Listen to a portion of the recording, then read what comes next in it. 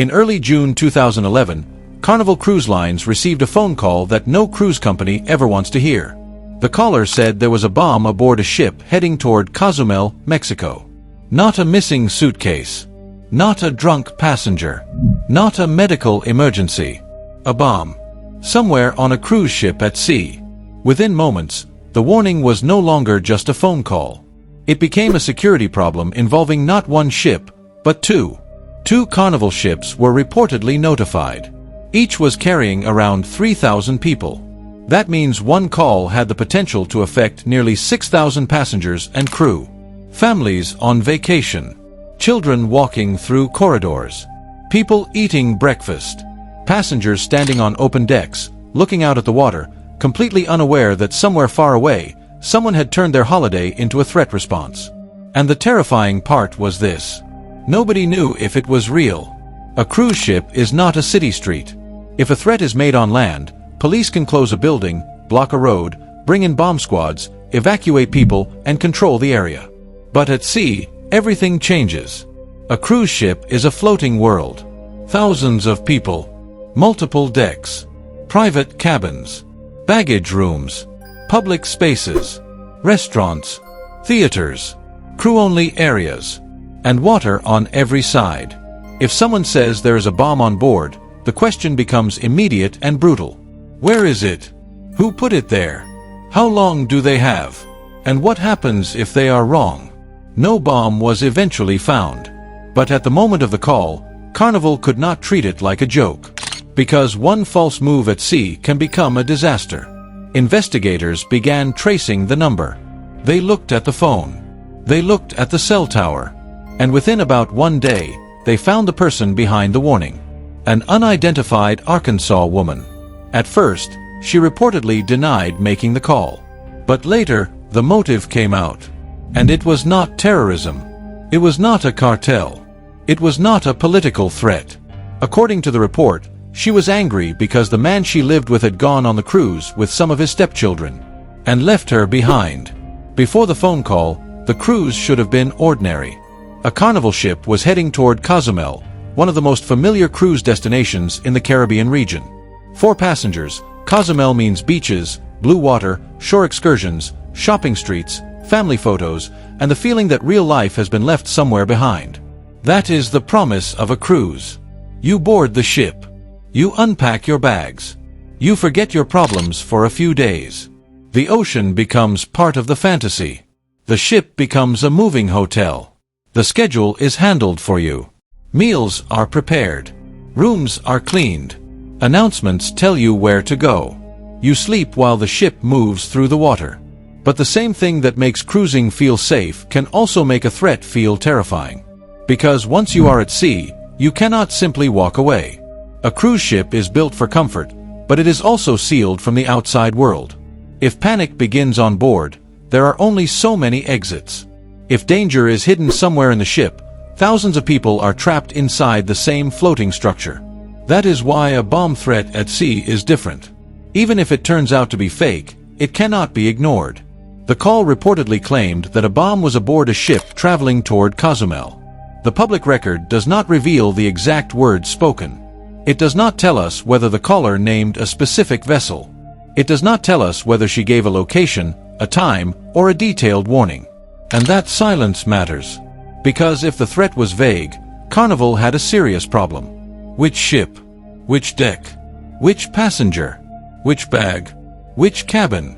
The available reporting says 2 Carnival ships were alerted, each carrying around 3,000 people. That detail suggests the company had to treat the warning broadly enough to notify more than one vessel. The passengers may have had no idea how much had changed behind the scenes. From the outside, the ships may still have looked calm. White hulls cutting through blue water. Pool decks open.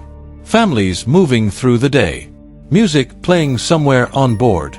Crew members working. People eating, laughing, complaining about small things, checking watches, planning excursions. But somewhere inside the operating system of the cruise line, the tone had changed. A warning had been received. 2 ships were now connected to a potential bomb threat. And nobody could yet say whether the call was a hoax. That uncertainty is the suspense of the case. Not an explosion. Not a dramatic evacuation. Not passengers running across decks. The public record does not support those images. The real suspense was quieter. A phone call. A security alert. A search for the caller. And the possibility that thousands of people were floating toward danger without even knowing the full story. This is what makes the case strange. The threat did not begin on the ship. It began on land. In Arkansas. Far away from the ocean. Far away from Cozumel. Far away from the passengers whose vacation had suddenly become part of somebody else's anger. The person who made the call was not reported to be on board. She was not described as a passenger. She was not hiding in a cabin. She was not moving through the ship with a device. She was somewhere else entirely. And from that distance, she still managed to put 2 cruise ships on alert. To understand the motive, you have to look away from the ocean. Because the center of this case was not just the ship. It was the person who did not get to board it. The woman was from Arkansas, reportedly connected to Little Rock. Public reporting does not preserve her name in the accessible summary. That makes her different from many true crime figures. She is not a famous criminal. She is not a known terrorist. She is not someone whose face became attached to the story. She is almost anonymous. And maybe that makes the case feel even stranger. According to the available report, she lived with a man in Little Rock. That man went on a Carnival cruise with some of his stepchildren. But he did not take her. That detail sounds small at first. A domestic argument. A relationship conflict. A person feeling excluded. But in this case, that private anger allegedly turned into a public threat. A cruise vacation became the symbol of rejection. He was on the ship. She was not. He was heading toward Cozumel. She was left behind. And somewhere between jealousy, anger, humiliation, and impulse, a phone call was made. This is where the script has to stay accurate. We do not know the full relationship. We do not know if they were married. We do not know exactly how long they lived together. We do not know whether they argued before the trip. We do not know if he promised to take her and changed his mind. We do not know what was said inside that home before the cruise began. The public record only gives the basic motive. She was angry because the man she lived with had gone on the cruise with some of his stepchildren and left her behind. That is enough. Because sometimes the simplest motives are the most unsettling. Not ideology. Not money. Not revenge against a company.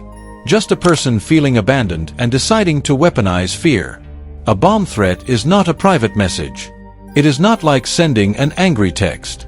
It does not hurt only the person you are mad at. It pulls strangers into the conflict. It forces workers to respond. It puts law enforcement in motion. It creates fear on a scale completely out of proportion to the original grievance. That is what happened here. If her anger was aimed at one man, the effect reached thousands. Passengers who did not know her. Crew members who had never met her. Families who had nothing to do with the relationship. A cruise company that had to treat the call as real until proven otherwise. And 2 ships that suddenly became part of one woman's rage. That is the dark irony of this case. She was not on the cruise. But her anger reached the cruise anyway. She could not step onto the ship. But her voice did. And that voice carried one sentence powerful enough to change the atmosphere around thousands of people. There is a bomb on board.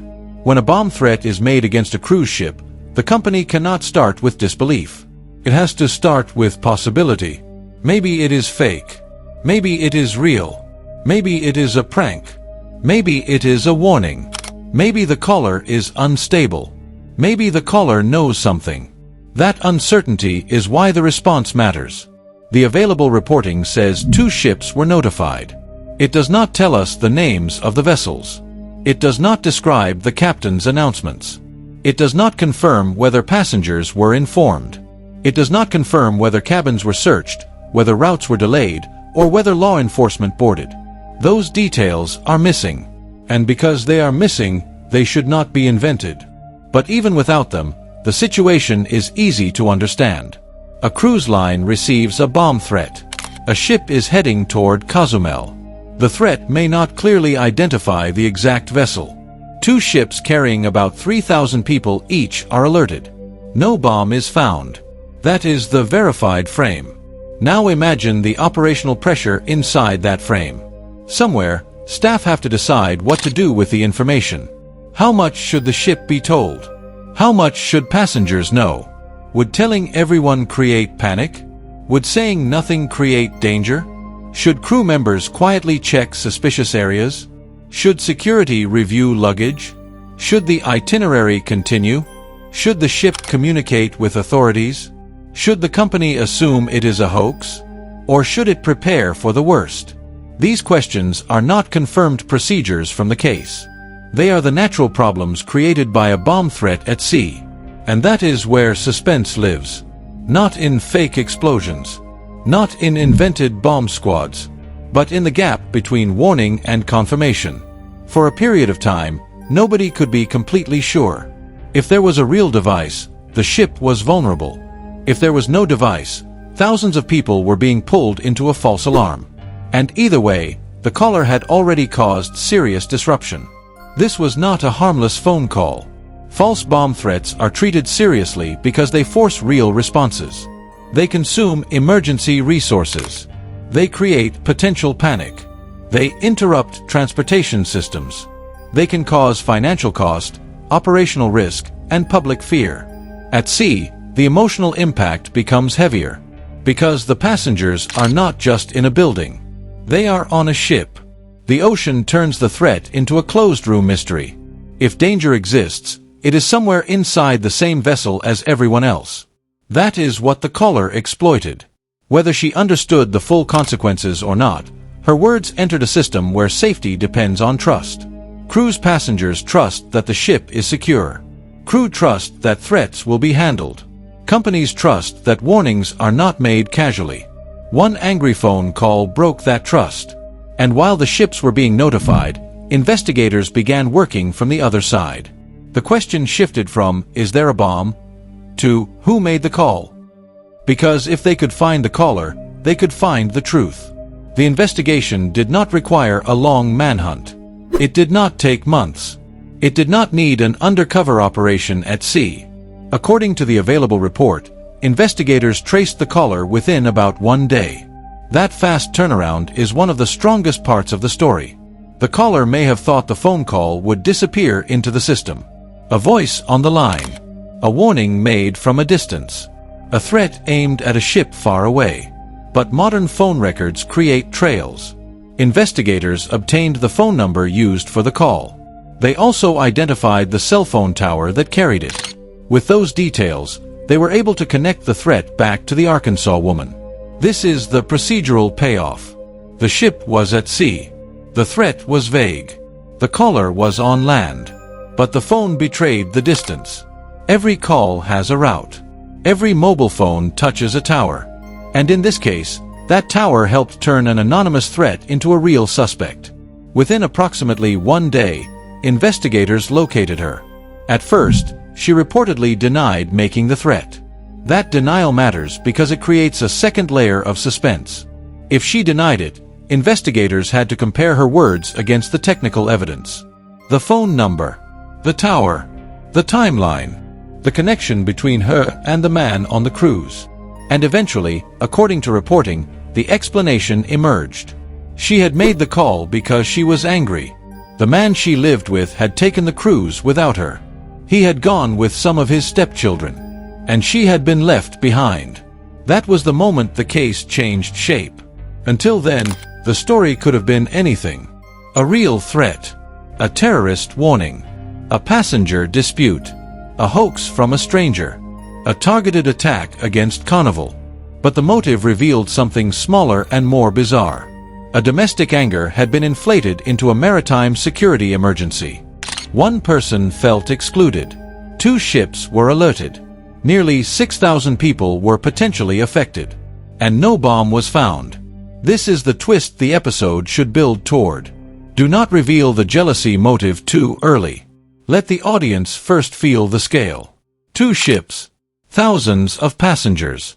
A bomb warning. A cruise route toward Cozumel. Then slowly bring the story back to Arkansas. A woman at home. A man on a cruise. A relationship conflict. A phone call. That contrast is what makes the case memorable. The bigger the threat sounds, the smaller and stranger the motive feels when it is revealed. And that is also why the case is not just funny or absurd. Because a false bomb threat is not a joke. It can create fear. It can waste emergency resources. It can disrupt operations. It can lead to federal charges. And in this case, it led to a guilty plea. The call did not end with a laugh. It ended in court. By December 2011, the Arkansas woman was no longer just part of a strange cruise story. She was a defendant. On December 19, 2011, she reportedly pleaded guilty to one count of making a false bomb threat. That plea is important because it gives the case a legal resolution. This was not just an accusation that faded away. This was not a rumor. This was not an unresolved mystery where nobody knew who made the call. She admitted guilt to the false threat charge. The reported maximum punishment was up to 10 years in prison. But this is where the record becomes limited again. The accessible public information does not reveal her final sentence. It does not give her full name. It does not give the judge's name. It does not provide the case number. It does not tell us whether she received prison time, probation, a fine, restitution, or another outcome. That missing ending is frustrating. In a normal crime documentary, the final sentence gives the audience closure. The judge speaks. The punishment is known. The story closes. Here we do not have that.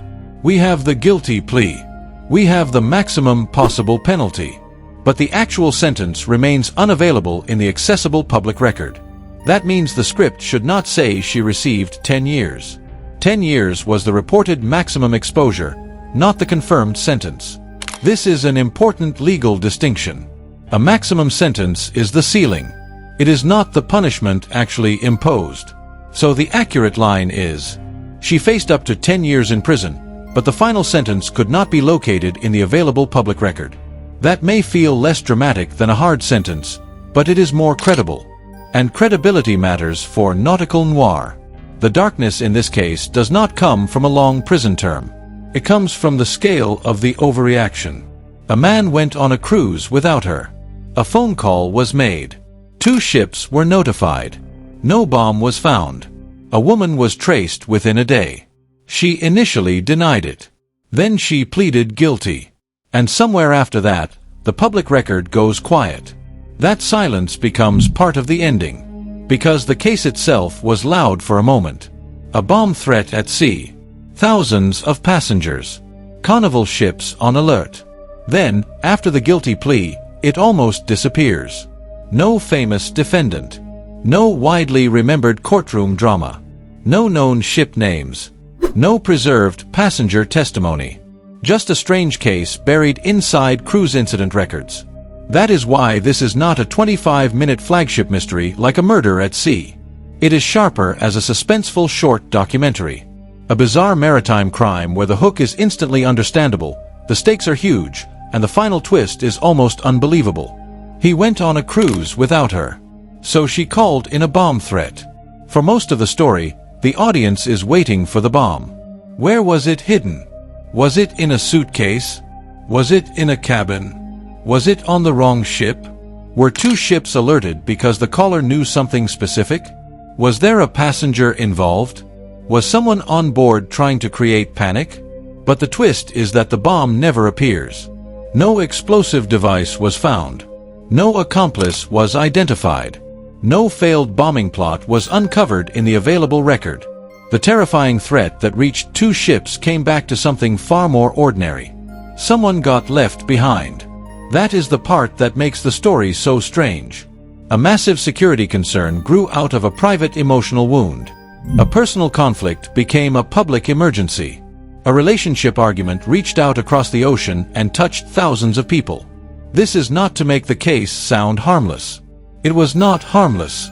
A bomb threat at sea can force serious responses. It can frighten crews, disrupt operations, and put people in difficult decision-making positions. It can cost time, money, and public safety resources. It can create risk even if the bomb does not exist, because panic itself can become dangerous. But the motive still feels absurd. Not because relationships cannot make people desperate, but because the scale of the response was so much larger than the cause. The man she lived with went on a cruise with some of his stepchildren.